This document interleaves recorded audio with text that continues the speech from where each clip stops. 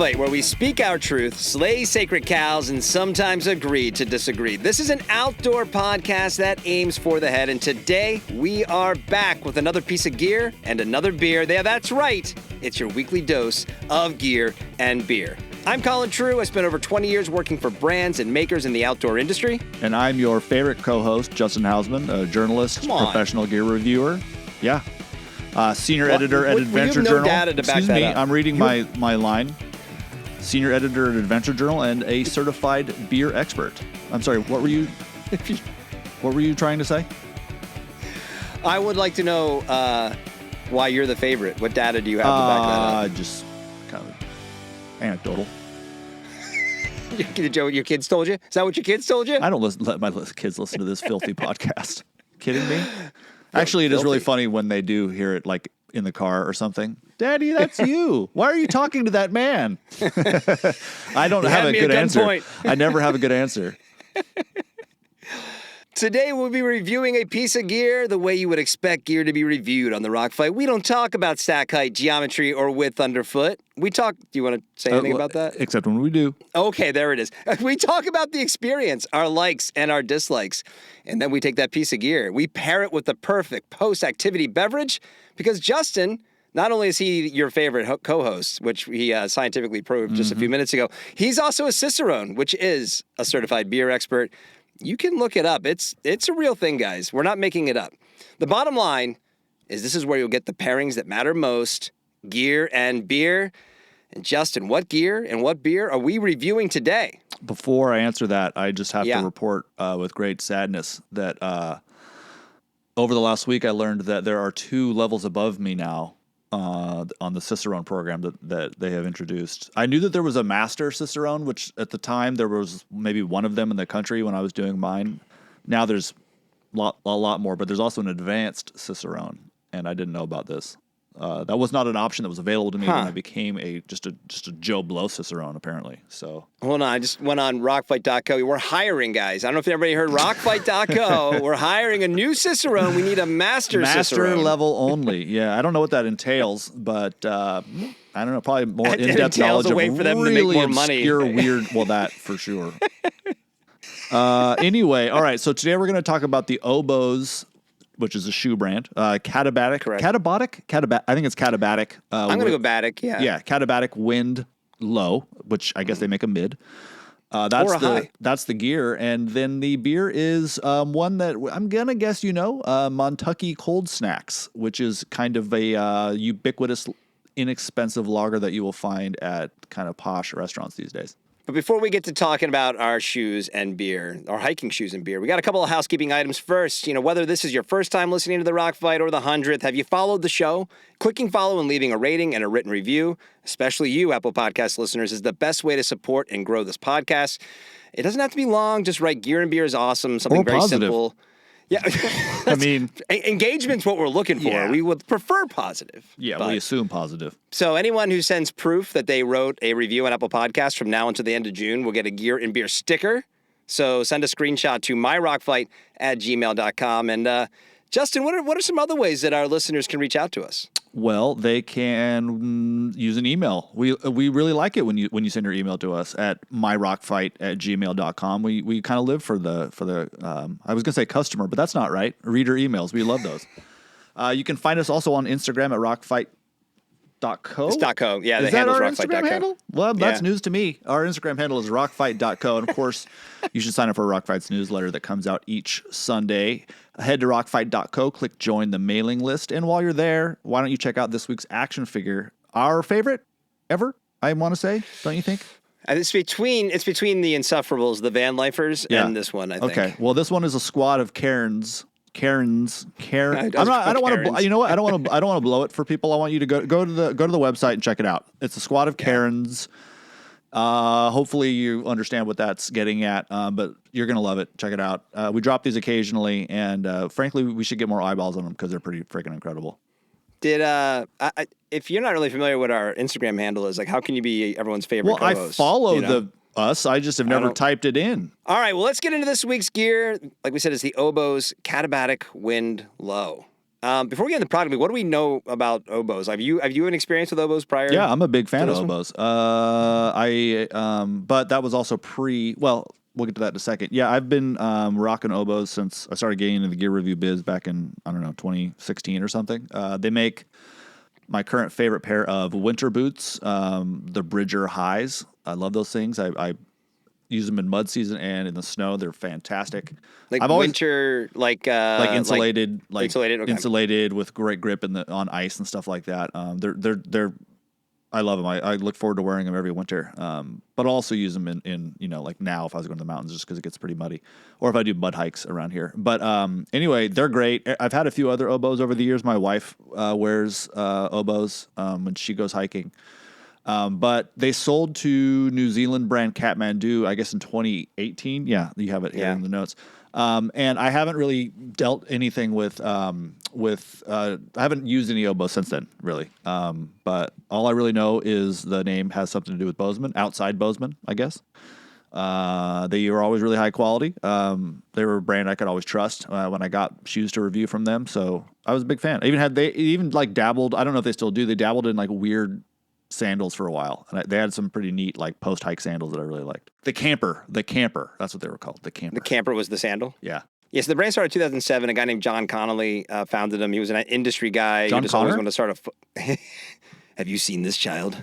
He always wanted What to have if his John own footwear Connor brand. came back and was like, "Fuck it," and just started a hiking shoe brand instead? Should the next Terminator movie, should the crux of it should He's be like, about a he's footwear just brand? like, you know what? I don't want to deal with this. Like, I don't want to. This is hard. I'm always on the run anyway. I need good shoes. I'm just gonna make a bunch of money. I'm gonna just cash out, and then I'm gonna let the world go to hell. I'm just gonna be on like Barbados, assuming the Terminators don't go there. That would be I think much they'll find better. them. So Much better movie. Did you know the funny thing about Terminators is they'll never stop until you are dead. So I don't know. That's true, but they don't have boats. Yeah. What are they gonna do? Just walk on the surface on like the ocean floor and like climb up into the. That movie would have been a lot shorter if she just like went out to like Catalina Island. Totally. Right? She's like, hello. just I mean, like, oh, I'm out here now. they're never gonna figure out how to build boats. Yeah. So John Connolly started the brand in 2007. He was an industry guy. Always wanted to have his own footwear brand. So he started it up. And I mean, it's God, I didn't realize they were that old. My first experience with them was definitely seeing them at Outdoor Retailer. I'll admit, I've never been a fan of the name. Like the first few years, I was like, what is that? Like, what even is that? I didn't even know that it was related to it. It kind of sounds like candy. Yeah. Something I would have stolen from a convenience mart in 1990 or something like that. Yeah, I could see that, right? Like next to the, I'm gonna get some Smarties. Obōz. I love Obōz and Nico wafers. Like, what'd you get at the movie? Oh, I got some Spree and I got some Obōz. Yeah, right? Yeah. I could see that. Dude, wait, hold on. I have a question. Do people refer to Bozeman as Bose? I maybe. It has to have a nickname. That town, right? Hopefully it's not something dumb like B-Town. But like, sorry, anybody who lives in Bozeman, I apologize if that's the beloved nickname of your town. But this is the first time I've ever tried an Obōz product. Yeah. Okay. This is Cool. So, I guess kind of get into it. Like wearing these, I feel like I understand you a little bit better. That's weird, but go ahead. Well, because I felt your pain and your suffering while I had them. No, they are a true hiking shoe. I mean, like with the way you've described your experience with boots and what you like about boots and like why you don't like hiking in like trail runners. Mm-hmm.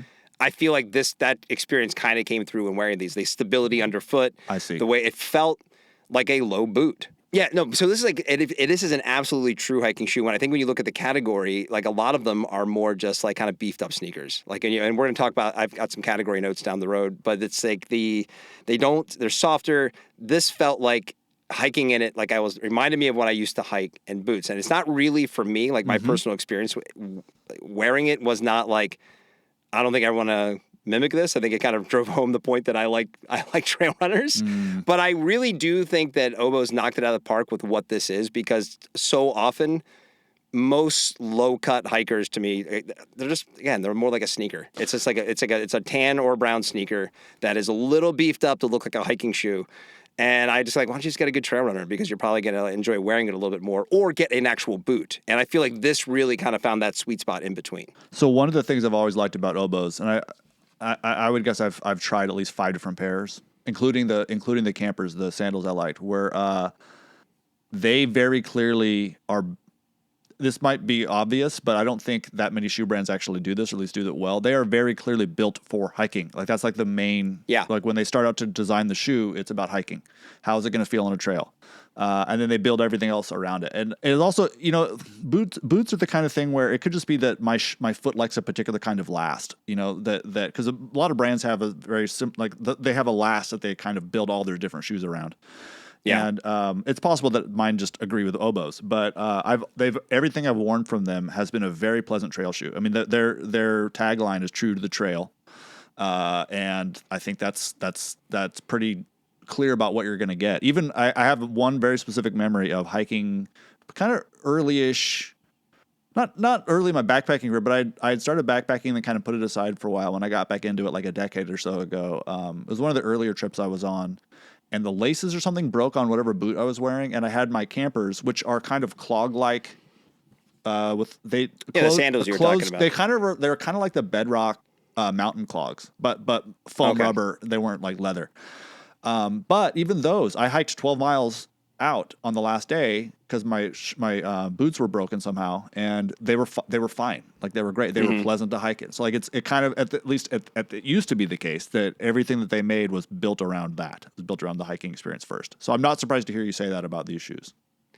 Yeah, and the other even thing though you're wrong about trail runners generally speaking. Well, I just didn't like it. But the other thing too is they clearly invested in the materials and the construction of these. I mean, it has a $180 price tag, which is really high. That's way more than I would expected at first. But okay. I mean, I'm stepping on our stuffometer category, but the Merrell Moab, which is a easy comp to this, is $140 if you go like to rei.com.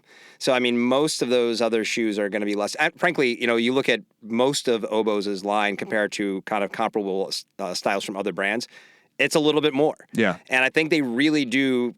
They seem to really invest in their product. Yeah. Stuff is good. And I mean, the materials. I mean, this reminded me a lot of my time at Polartec, and I know I've probably talked about this before on the Rock Fight, but it's, there was a really frustrating thing where a lot of my opinions about like how brands in the outdoor industry are formed were from my experience trying to sell them the kind of textiles that they wanted and asked for in terms of like sustainability and performance.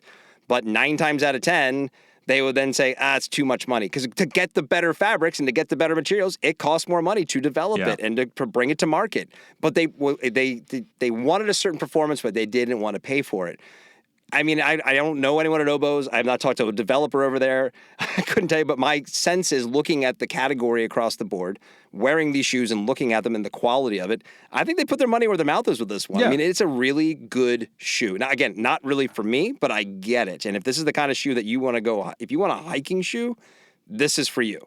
There are a few brands that I haven't been doing it with Obōz because, again, this is my first pair since they were purchased by Kathmandu. But in the past, when people would ask me recommendations for boots, if they weren't really, or just hikers in general, shoes, whatever, it would always be Obōz and Scarpas. Those are always the two that I would unequivocally recommend without even thinking about it. And that's because the quality's there. I mean, it's a quality shoe. Plus, they used to have.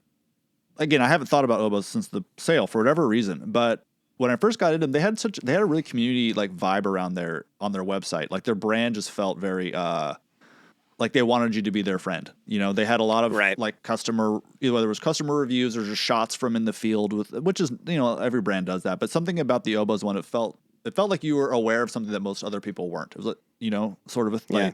Is that how you became the favorite co-host of the Rock Fight? You want to be everybody's friend, or you think I'm a people pleaser? Is that what you're accusing me of? No, I know that you're not a people pleaser. Exactly. No, but I get what you're saying. The vibe of the brand. Yeah. It felt like you're in a club, like a cool club for people who really love hiking and not a lot of bullshit. That's how it seemed to me. Right. And I don't always care about this, but when I would go to OR and the reps would talk to me, they'd invite me out to Bozeman. I'd always want to go out to Bozeman and go to the Obōz factory or the headquarters. I just thought it would be cool because I really liked their brand. Never actually did that, but anyway, I guess the one I'll talk about my personal experience with them in a second, but they are a little more in line with a trail runner in terms of materials, which I'm sure is beneficial in terms of the fit and the feel and how light they are, how quickly they'll dry, those kinds of things. Yeah. I'm assuming that it's a burly midsole and outsole that I would imagine is going to last like a hiking shoe would. Mm-hmm. I guess the one question I would have if I did use these, like if I was a like hardcore backpacker and I use them a lot over summer, like how long is that upper going to last? Is that material going to hold up? The kind of like the creasing there's no creasing, but like right on the top of the toe where you get that crease when you flex your foot. Is that going to last? Unlike some of its cheaper and probably not as well made, comparable styles from other brands. But, you know, if you're using a leather or a pleather or a nubuck or whatever it is, it's likely going to last a little bit longer than whatever the fabric is that they used on this shoe. But it doesn't feel cheap. Yeah, it doesn't feel like mesh. No, not at it doesn't all. feel like it's mesh that you're just going to rip through or anything like that. Right. I do. It does feel like the shoe will be around for a while. I would guess, you know, maybe not if you're doing the PCT, but if you want something that isn't maybe a super technical Burly Solomon, or somebody who you know makes low hiking shoes that aren't necessarily trail runners, that are more geared toward hiking, but you can run them if you want to. So something that's going to have a bit more bite, a bit more protection, all that sort of stuff. This would fit with into that category, but it's a little bit softer, if that makes sense. It has a bit more of a pliability than a lot of really burly, dedicated hiking shoes would have. I run in these. I've run in these. How? Well, usually we're just kind of 1 foot in front of the other. Just wait, is that how that works? The way I've always seen people run. I love running in these, but so we recently reviewed the Mafates, right? The Hoka Mafates. Well, that's different. That's a running shoe. I mean, that's made to run in. Like this is meant to hike in. But it has a similar, like you put it on, it does kind of use a propulsiveness to it, like you do in a running shoe. A ton of rebound in the midsole, ton. So if you would go back and forth between the Mafate and the Katabatic, like what do you notice? Like what? Go ahead. Well, the Katabatic is way stiffer, way stiffer, right? And you run in it though. Yeah, I don't mind that. I don't mind that. Yeah, I don't ever want to feel like my feet are moving. That's the last thing I want to feel. So that's my main that's what I'm gripe saying when I feel like I kind of understand you a little bit better, right? Because I put this on, I'm like, this is exactly what Justin's talking about. It could be because I'm clumsy. I'm like a giraffe. I don't know. But I don't want to feel my feet move. If my feet are swimming or moving or anything, I'm not interested. Oddly enough, I do like hiking in bedrocks. But, which you get a lot of movement. But that's its own kind of thing, though. Yeah. Yeah. No, I think that makes sense, but it is funny given the uptick of especially the Lone Peak and the ultras and everything that among the thru hiking community. Yeah, because I know exactly what you're talking about, especially now after wearing these. Like I said, I get it. I get that kind of just bomber like platform, right? That you're just like, I'm not gonna slip. This thing is gonna stick in place. My foot isn't moving. All that kind of stuff. When you're running, that becomes you want to have some give, right? Because like it's faster. The reaction time you hit the ground, like you want to have a little bit of give. I think these are running shoes, so I do wonder why. Do they build I wonder if there's more shoes? people out there who think the way you do that maybe that are known because so many thru hikers have gotten used to running and But these I don't hiking think. in their I mean, these aren't. I wouldn't call these trail runners. They're not. No. They advertise them as like kind of the FKT trail. They're a hiking shoe. Yeah, I mean, and that's I've worn these to trail run a few times, and I run from my house to where the trail starts on pavement, and it's not quite as plush and as comfortable as the Hokas. I mean, I would choose the Hokas for that next time, but I tried it in these, and it was fine. I mean, I feel like if you were trying to do 50-mile days or something crazy where you are going to be doing some running, these would be fine for that. And they're going to last a hell of a lot longer than those Hokas are. They're the same price, and they're going to last at least, I would guess, 3 times as long. When we get to rating them, we're going to rate them on their own merits. But as my personal use, like this was like to me, just like no, this is not for me. This is not the kind of shoe that I want to wear. Well, what do you wear? You wouldn't wear these hiking? No. Like, and actually, because I've now, and I don't want to spoil it because we're going to do it down the road. I've had 2 trail runners that I've been kind of testing out, and I could not get back into them faster after going up for a hike. I actually liked wearing these around, like just kind of throwing them on, like pick up my kids or whatever. Yeah. Like, and they actually, for as burly as they are, and as well documented, you and I both have big feet. They look pretty good. They look great. Actually, I love how they look. Really and I nice. love the funky yellow color. They only make this kind of puke green yellow color. They call it winter gold, and it's a stretch. The other one's kind of what are we calling that? Like a sort of more like dark gray with sort of a tan, which is fine. That's kind of boring. When you're at the end of the stomach virus, like that's what's bile. Is bile that color? That is. Yes, bio yellow is what they should. My body has ass. my body has produced this color. Is what I'm trying to say. But I like it. 100%. I love it. I think it looks awesome. As soon as I pulled them out of the box, I was stoked. Yeah, and I mean, listen, everything we're saying is sort of in line with how they want us to feel about this shoe. If you read the marketing materials, you hear how they write about it. They call it a trail shoe. That's for, they're like FKTs, but on hiking. Like it is a hiking shoe. A fast packer shoe. And I think they're doing that partly because at a glance, it kind of looks like a trail runner. Like it has a more trail runner aesthetic compared to, and they sent us another one, which I'm not sure we'll talk about much, but it looks more traditional, kind of soft, low cut hiker. But no, this is it lives up to that naming convention, right? This is a hiking shoe. Well, you know how I'm set up to set the FKT on the Pacific Crest Trail later this summer, right? I think I'm supporting you on that. Yeah. Yeah. I mean, this is what I would wear. I mean, it's a fast pack shoe. I mean, it's for ideally you're going out. I mean, I don't know if an ultralight packer would use or backpacker would use something like this because it might be too heavy. How heavy are they, by the way? About 1.1 Okay, so they're not heavy at all. They feel great. Bad. So, I mean, this is definitely the kind of if I were to do something where I really did want to cover like 30 miles a day, like really quickly, and that's not my style, which is why I don't like to hike and trail runners. This is what I would wear. Well, that's kind of what I wanted to ask you. Knowing how much you love your Scarpas and all the leather boots, and I know you're testing out even other leather boots now because you're getting a reputation. Like he's the leather boot guy. What would this give you? Consider you're going to go on a 2-day backpacking trip this summer. Would you consider this shoe? No, you wouldn't. You wouldn't even think about it. No, because I don't. It feels like a boot, man. I guess I would consider it, but I don't know how many times I have to can explain this to you, man. I like hiking in boots. I prefer that feeling. So I'm not trying to get away from that. I'm trying to do that more. So there'd be very little reason for me to consider these unless I just wanted to. I guess just to see like, okay, what happens if I wear these? I don't know. I guess. Well, that's what I mean. If they're lighter than a boot, but they got the kind of same features that you like about a more traditional boot, wouldn't it be an interesting? I wouldn't go that far. They're stiffer than a super soft trail runner, but they're not. I mean, they're nothing like a boot. I see. I know what you're asking. I see what you're getting at. I guess I would consider it, but I would probably not. I'd probably go with a boot. I mean, even for easy, I would definitely wear these for a day hike around here. No question. This is my day hiker shoe. Hiker. That's your day hiker for sure. Right? Like, I would definitely. Okay, so I like to do a lot of. I don't even know if it's legal around here, frankly, because I live in basically a museum. But I like to do off-trail hiking, and that involves scrambling often. This is definitely great for that. These are really good scramblers. Which we haven't talked about yet, but they're great scramblers. They're burly enough to where you don't feel like you're going to chew them up. The outsole, I just assumed it was Vibram when I saw it, and it's not. It's a great outsole. Obōz always makes their own outsoles. I'm pretty sure they always do. Yeah, it's kind of like. I took it on some. There's a trail that I hike on regularly, and I took it up there, and it was just like stuck to it like glue, and not a mark on it afterwards. I mean, obviously it was one hike, but still, like just looking at it, like if I had set up with a hose, you would have thought it was brand new. It was $185 though, huh? Well, let's talk about that, right? So it's $185. It's available. Is that in U.S. dollars or Montana dollars? Yeah. So it's a Montucky dollars.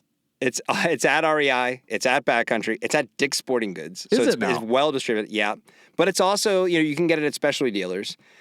I think this is an interesting thing about the brand, right? So I did ping a few folks that I know on the retail front.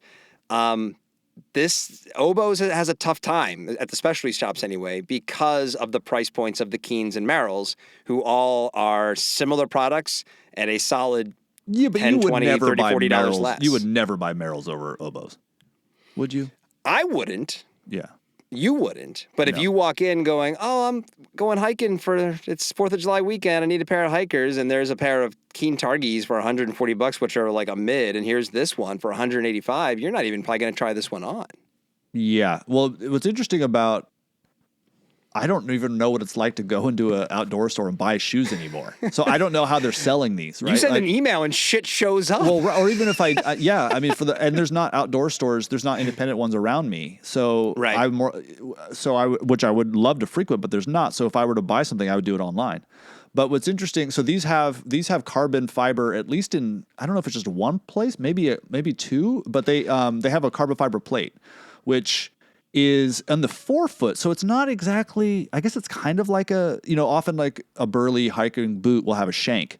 This is Right. but it's almost never carbon. So that's really interesting. I mean, but this is where you get that energy return. This is where you get that. Well, the stiffness feeling. mostly. Yes, yeah, exactly. But it's going to help with the rebound too. But that's pretty cool, and that's definitely unique. It also they have nitrogen infused foam, which isn't. I've heard of other people using that, but it says something you get high about if you try and carbon inhale it. there. Yeah, which makes sense because I was attracted to. I was trying to cut the shoe open and huff it, so that I must have been able to sense that.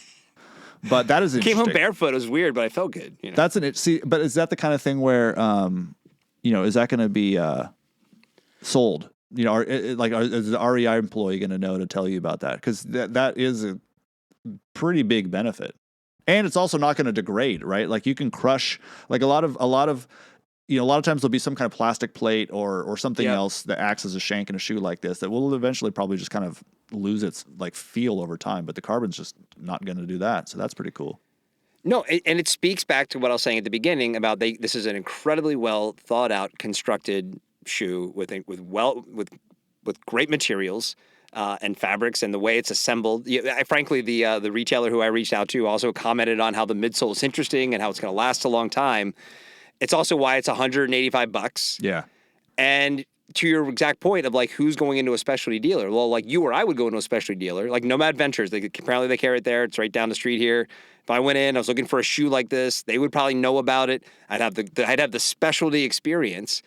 But if it's mostly distributed in REI, Dick's, or even like online at a backcountry, which is gonna be mostly driven by the price point, that's going to be tough, because there's real reasons why this shoe's $185. Like we're talking about them, like we're praising the shoe because of how good it is.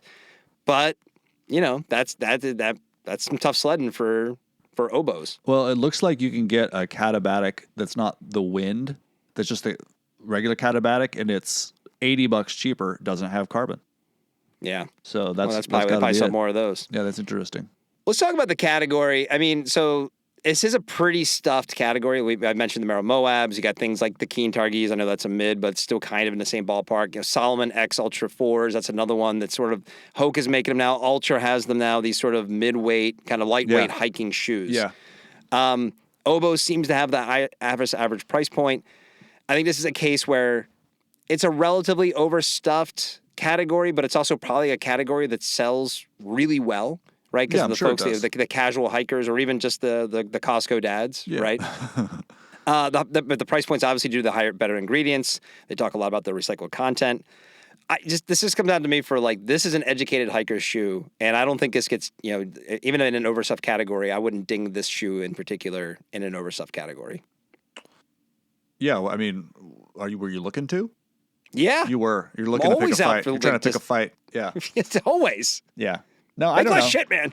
I mean, the thing that's cool about a shoe like this is, well, you were surprised by how much it felt like an actual hiker, right? Like you were expecting like a plush slipper, like the bullshit you usually wear, but then you were pleasantly surprised that it was stiff. It felt supportive. It felt. There was a differentiation. Usually, I was thinking a sloppy running shoe and with a little more give to it or something like that. But yeah. Exactly. Well, so I think that's cool. I mean, they obviously thought out how they're going to put the shoe together. I love including the carbon. So you get this super lightweight, very synthetic, very modern, hyper modern almost design and ingredient list and all that sort of stuff. But it feels like a traditional hiker, but it weighs way less.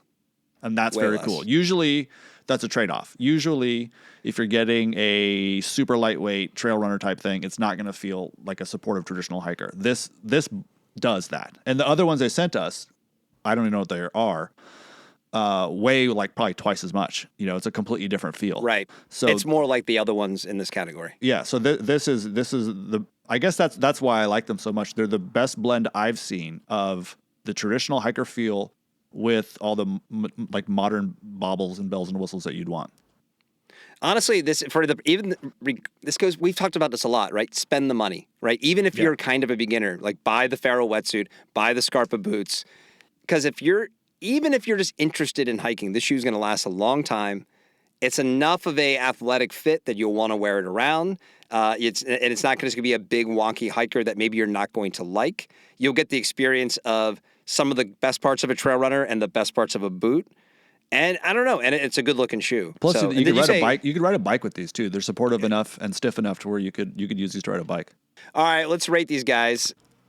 You're going first. You want to go first? I want you to go first. Yeah. Okay. Well, so kudos for making a hiking specific shoe that channels a running aesthetic. Because I wouldn't be caught dead in most of the shoes in the hiking category. Yeah, not my thing. And it's personally not my kind of shoe. Like I said, I want to rate it on its own merits. So I'm giving it an 8.3. That's pretty high. That's higher than considering that you right before we started, you texted me about how much you didn't like these shoes, but you understood why I did. Okay, I will. I don't know what the. I'm gonna give it a 9. I mean, I don't know what they could have. I honestly don't know what else they could have done. I mean, I'll never wear it backpacking, but it's a 9. Houseman. Well, I mean, it's not. Right. That's it's own merits, not my own. Exactly, I mean, same thing. Yeah, like it's. I don't know what else you could have done for a shoe like this. They really kind of ticked all the boxes, and I think it looks great. I really like how it looks. We got these shoes because Amy Beck, who's the president of Obōz, reached out and offered to send us some stuff. And I've known Amy for a while. I worked with her a little bit when I was at Smartwool. She's wonderful. And I'll be honest, I was a little worried, like, I'm not going to like anything she sends. I just didn't think it's just not typically what I would wear. I'm really impressed with this shoe. I think this is a really unique shoe in a world where, I don't know, there's not a lot of unique shoes anymore, right? So I think what they've done here, it's worth that price tag.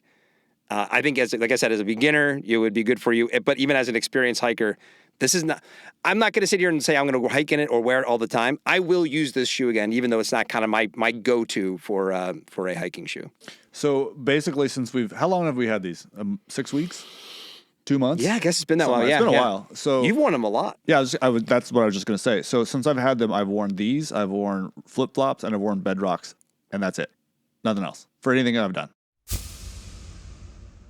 Okay, now let's turn our attention to after the activity. At the break, the put in the trailhead, we're going to crack open the cooler and imbibe a beverage so we can celebrate our wins and losses in the backcountry.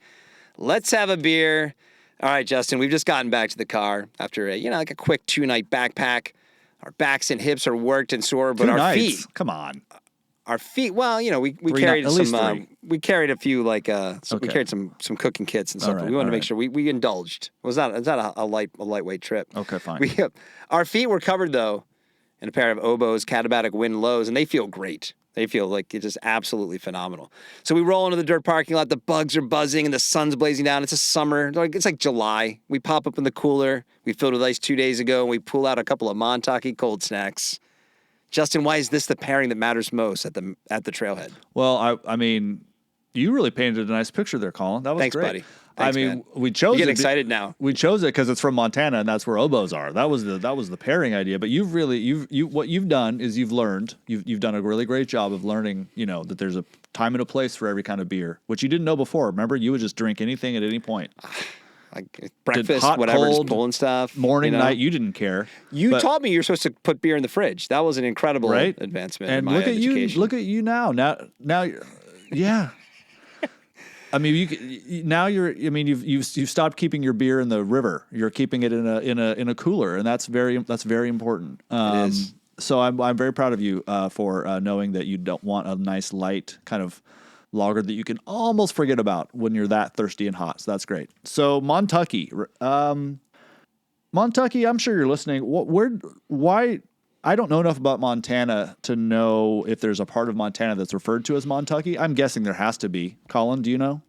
Well, as far as I know, it's a kind of well-used trope to kind of blend Kentucky. We refer to a lot of parts of Pennsylvania as Pennsyltucky. So I assume it's something that's like a kind of more rural, redneckish part of the state, is probably... Does Pennsylvania what they're border going Kentucky? For.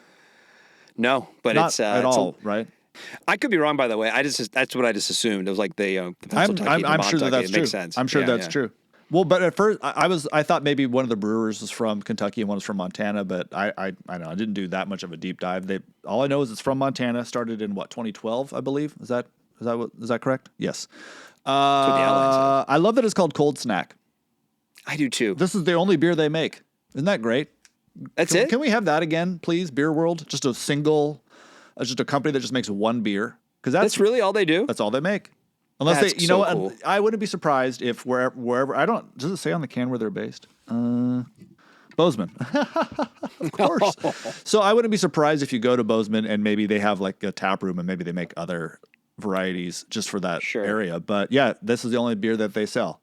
I have the Pride can, which is a really gorgeous sort of turquoise with a rainbow and a unicorn. Is Pegasus always a unicorn? No. Okay, so this is a unicorn with wings. Colin has the standard, which is just kind of a Mustang, just kind of running around in the mountains. The blue can. You'll get brand these, on his butt. You'll get MT. these MT. You'll get these a lot in. Like I said earlier. You know, it used to be you'd go to a bar and you wanted something cheap. In a can or whatever, they'd have PBR, or restaurants would do that. But now I feel like around here anyway, it's mostly cold snacks. So I get them down the street at a restaurant I like all the time.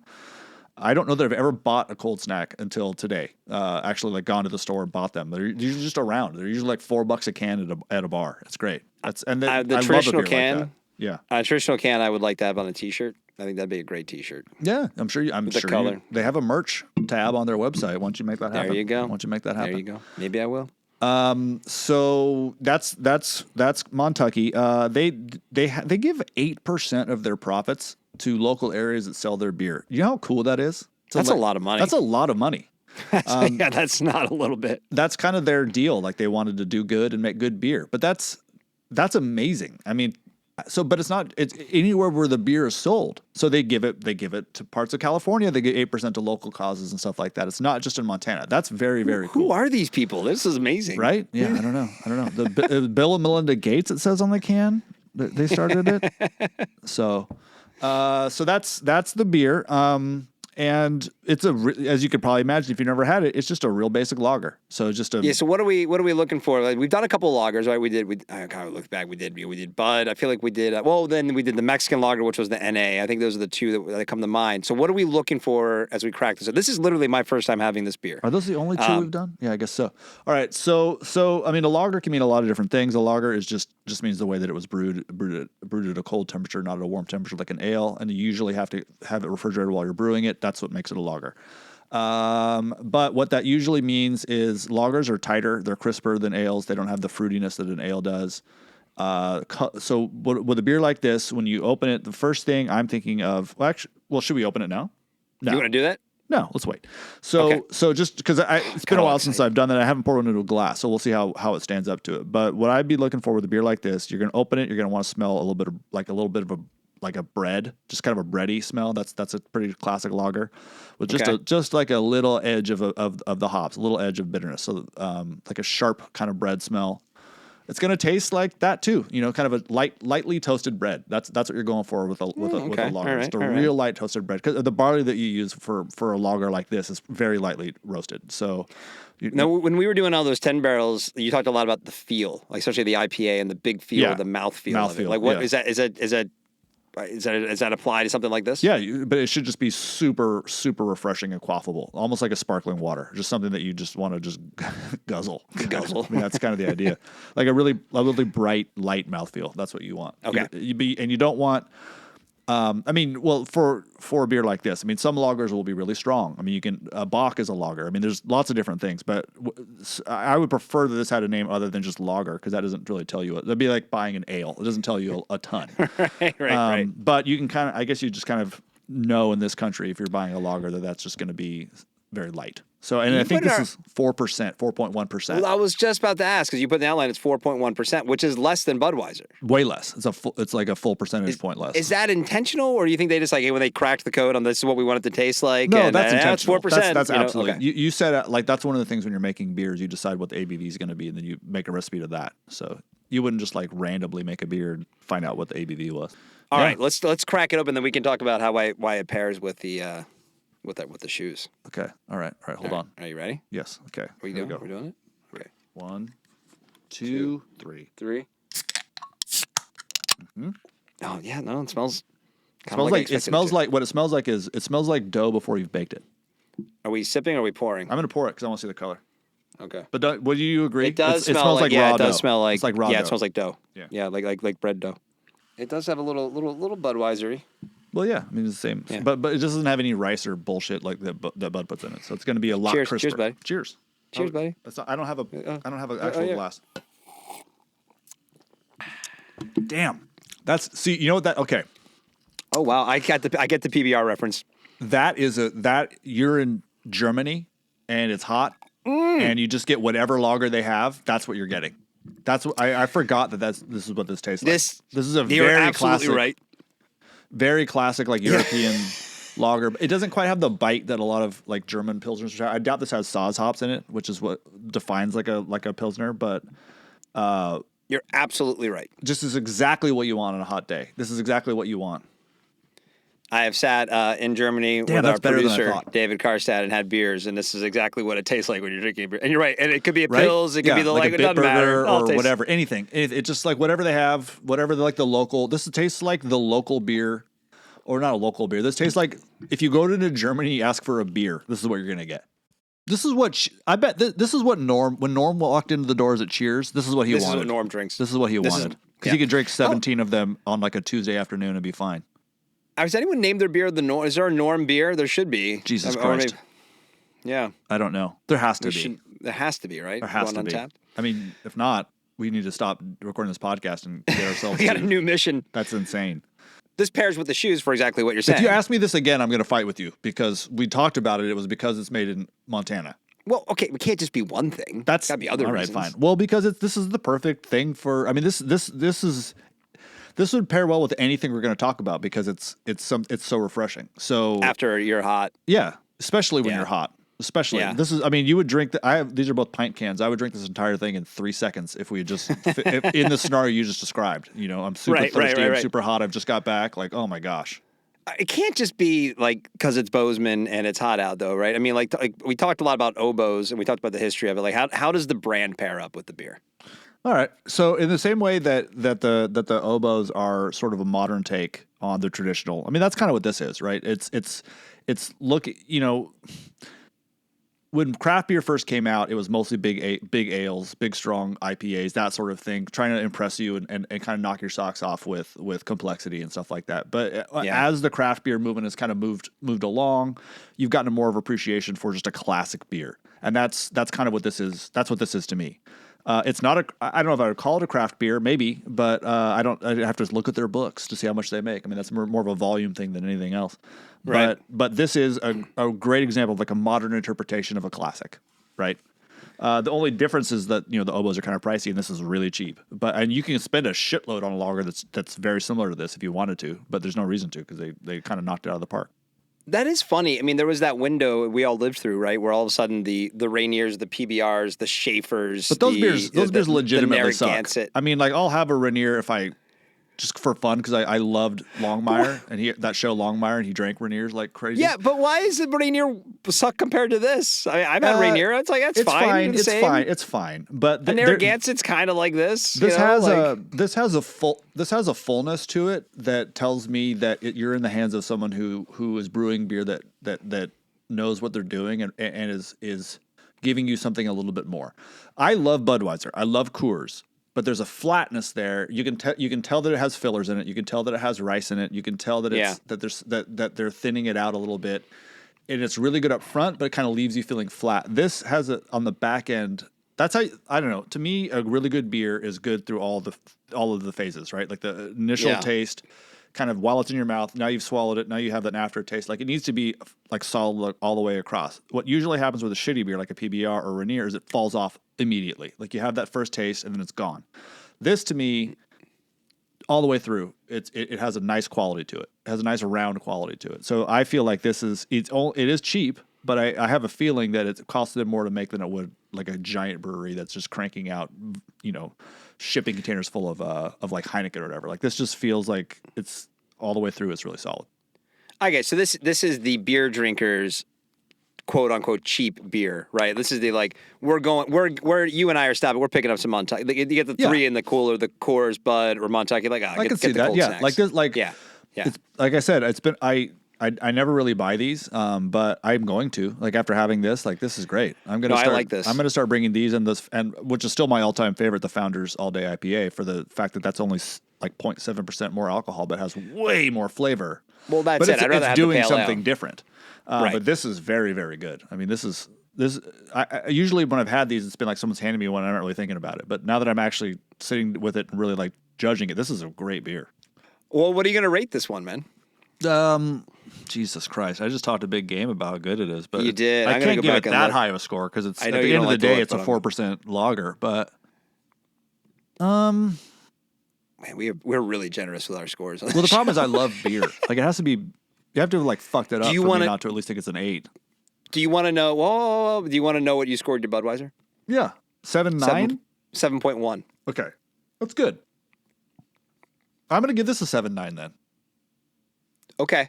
All right. 7.9. Yeah. And the only reason it's not higher is just because, I mean, for what it is, it probably should be higher, but I have to leave room for beers that are like kind of blowing your hair back to get a higher score. And this is a phenomenal beer, but the ceiling is low for a beer like this. Yeah, I'm going to go 6.6. I gave the Bud, I think, a 6.9. What I gave the Bud? Less than Bud? Well, hold on. What did I give the Budweiser? I don't know. That just seems insane. I kind of get. Oh, sorry. 6.2. I gave Budweiser 6.2. Okay. So I'm giving this a 6.6. All right, good. Thank you. Yeah. Okay, to summarize this episode of Gear and Beer, in our gear category, we have the Obōz Katabatic Wind Lows, which I rated an 8.3 and Justin rated a 9.